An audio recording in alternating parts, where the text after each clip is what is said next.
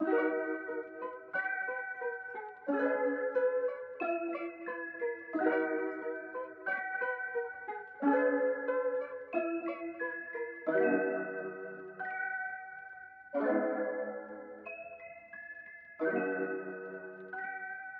the figure of Anton de Kom, we can trace the connection between the colonial past and the Second World War. The poet Aime Cesaire pointed this out in his seminal work, Discourse on Colonialism. No one colonizes innocently. No one colonizes with impunity either.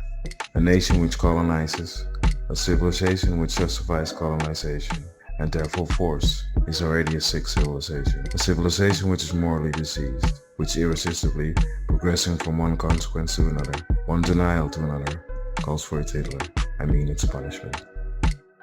Anton de Kom fiercely fought against both of these systems. De Kom was born on February 22nd in the year 1898 in Suriname, a former Dutch colony. When he was 22 years old, he moved to the Netherlands. There, he further developed himself as the anti-colonial thinker and writer he is still known for.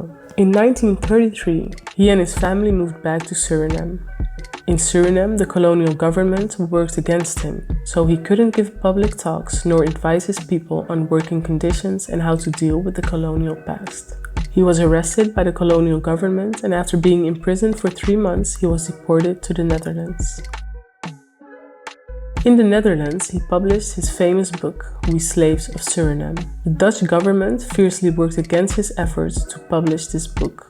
Despite this treatment, he still joined the Dutch resistance during the German occupation of the Netherlands in the Second World War, and he was eventually arrested by the Germans in 1944.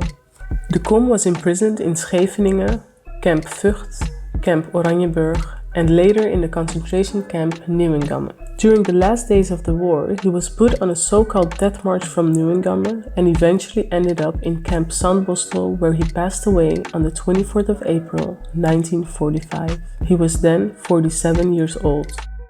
Anton de Kom was eventually buried in the Memorial Cemetery Loenen. Anton de Kom has been a true inspiration, and so he will continue to be. His last days will never come.